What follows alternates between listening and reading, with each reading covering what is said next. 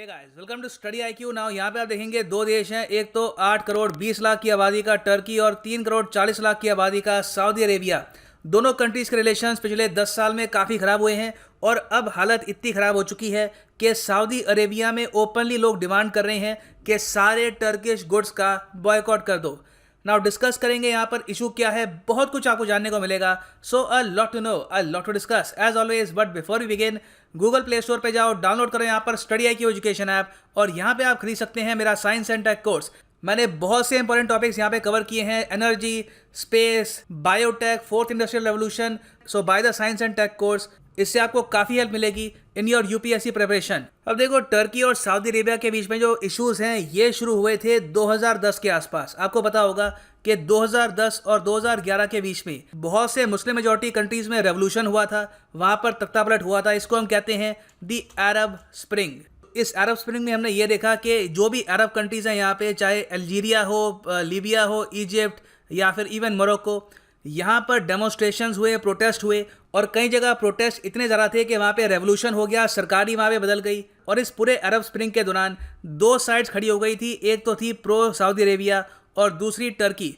Turkey back कर रहा था कई ग्रुप्स को, for example the Muslim brotherhood. और कई देशों में जहाँ पर प्रो सऊदी अरेबिया सरकार थी, वहाँ पर टर्की ने एक रेवोल्यूशन करके एक प्रो टर्की या फिर आप कह सकते हैं एंटी सऊदी अरेबिया सरकार बनवा दी। अब एक बहुत ही ऑब्वियस क्वेश्चन आपके माइंड में ये आएगा कि टर्की ये सब क्यों करेगा, टर्की क्यों चाहेगा कि सऊदी अरेबिया के अगेंस्ट बहुत सी कंट्रीज खड़ी हो जाएं।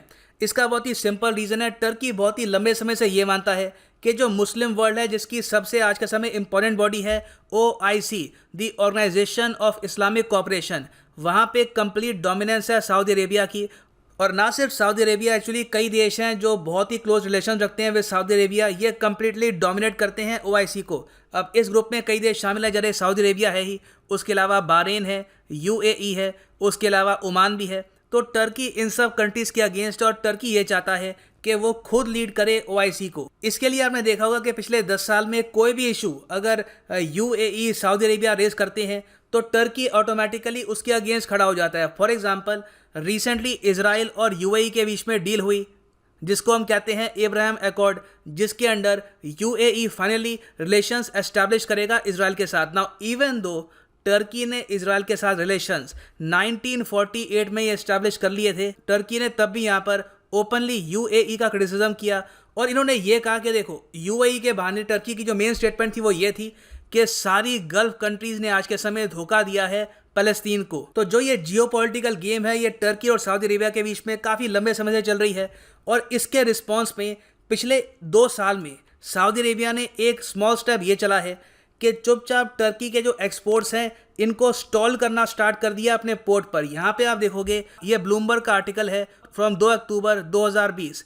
Turkish exporters see political strife with Saudi Arabia hitting trade. Saudi Arabia क्या करता है कि अगर मान लो टर्की से यहाँ पे अगर कोई एक्सपोर्ट्स आते हैं, ये सुएज कनाल है, यहाँ से होके सऊदी अरेबिया के पोर्ट में कोई एक्सपोर्ट्स पहुँचते हैं और कई बार ये एक्सपोर्ट्स सिर्फ सऊदी के लिए नहीं होते, इसके अलावा ये एक्सपोर्ट्स आगे भी जाते हैं इन UAE, Oman, even India, Pakistan. Saudi Arabia एक काफ़ी इंपॉर्टेंट ट्रांजिट हब भी है फॉर टर्की। तो यहाँ पे सऊदी अरेबिया ने धीरे धीरे टर्की को रोकना स्टार्ट कर दिया है। जो भी टर्की की जो कार्गो शिप्स हैं ये यहाँ पे अपने बंदरगाह पे रोक के रखते हैं कई हफ्तों महीनों तक, और ट्रेड इससे बहुत ही नेगेटिवली इम्पैक्ट हो चुका है बिटवीन बोथ द कंट्रीज।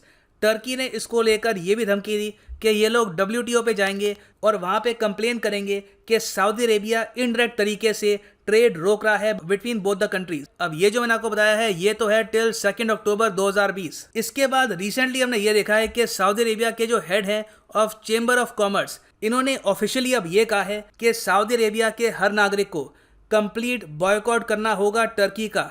कोई भी अगर प्रोडक्ट है जो टर्किश मेड है, जो टर्की से आया है, इसको परचेज मत करिए। उनके यहाँ आप घूमने मत जाओ, वहाँ पे टूरिज्म में कंट्रीब्यूट मत करो, वहाँ पर इन्वेस्टमेंट मत करो। ऑल टुगेदर टर्की के साथ जो इकोनॉमिक टाइज हैं ये तोड़ने स्टार्ट कर दो। अब आप यहाँ पे पूछेंगे, ऑल राइट, तो सऊदी अरेबिया ऑलरेडी इनडायरेक्ट तरीके से टर्की की शिपमेंट पहले ही रोक रहा था, जो मैंने आपको दिखाया इन ब्लूमबर्ग्स आर्टिकल। अब इसके बाद इनके चेंबर ऑफ कॉमर्स के जो हेड हैं ये अपने लोगों को भी क्यों कहेंगे कि बिल्कुल सब कुछ बॉयकॉट कर दो।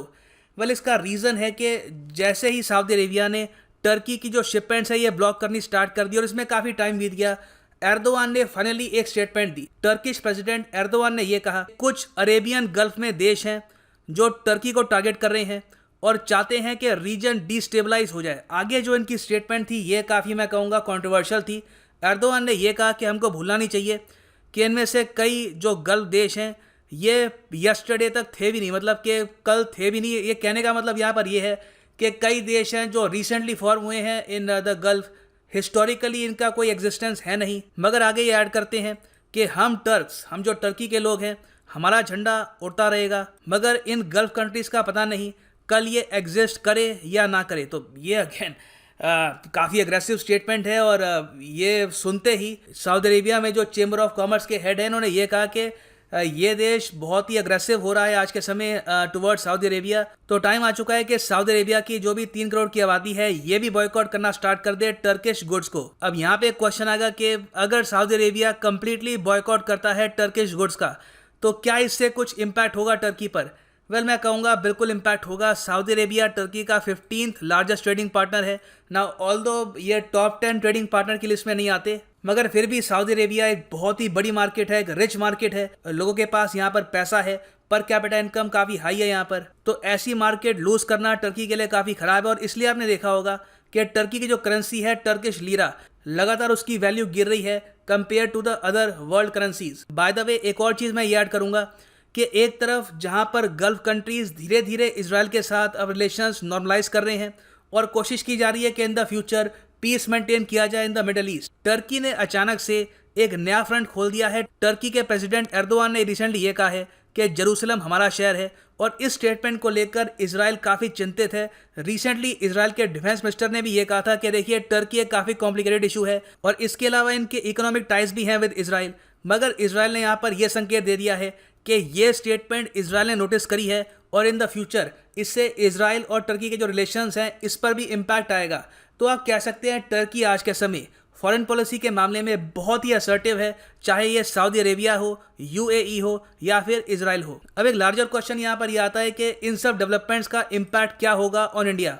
पहली बात तो अभी के लिए सऊदी अरेबिया की सरकार ने जो भी एक्शंस लिए हैं ये इनडायरेक्ट तरीके से लिए हैं। डायरेक्टली सरकार की तरफ से उनके जो विदेश मंत्री हैं या फिर उनके जो वित्त मंत्री हैं उन्होंने अभी तक ये कुछ नहीं कहा कि हम लोग टर्किश इंपोर्ट्स को रोकेंगे। ऑल्दो ऑन ग्राउंड आप अगर देखो तो सऊदी अरेबिया में टर्की के जो गुड्स हैं इनकी संख्या काफ़ी तेज़ी से कम हो रही है। सो अभी के लिए सऊदी अरेबिया की जो पॉलिसी है अगर ये चलती रहती है फॉर 6 to 7 months, इसके बाद आप देखोगे कि कई और देश हैं गल्फ रीजन में वो भी इसी तरीके से टर्किश इंपोर्ट्स का बॉयकॉट स्टार्ट कर देंगे इनडायरेक्टली। और फिर एक ऑप्शन इंडिया के पास भी होगा कि सिंस सऊदी अरेबिया और कई और गल्फ कंट्रीज टर्की के जो इंपोर्ट्स हैं ये बॉयकॉट कर रहे हैं, इंडिया भी टर्किश गुड्स को बॉयकॉट कर सकता है। जो टर्किश कंस्ट्रक्शन कंपनीज हैं इनके जो कॉन्ट्रैक्ट्स हैं इन इंडिया ये हम खत्म कर सकते हैं। ये ऑप्शन इंडिया के सामने होगी और उस वक्त ऐसा स्टेप इंडिया अकेला नहीं ले रहा होगा, इंडिया के साथ कई कंट्रीज होंगी, तो प्रेशर उस वक्त एक्चुअली टर्की पे होगा ना कि इंडिया पे। और ये ऑब्वियसली हम तभी करेंगे अगर मान लीजिए टर्की का जो सपोर्ट है टू पाकिस्तान रिगार्डिंग कश्मीर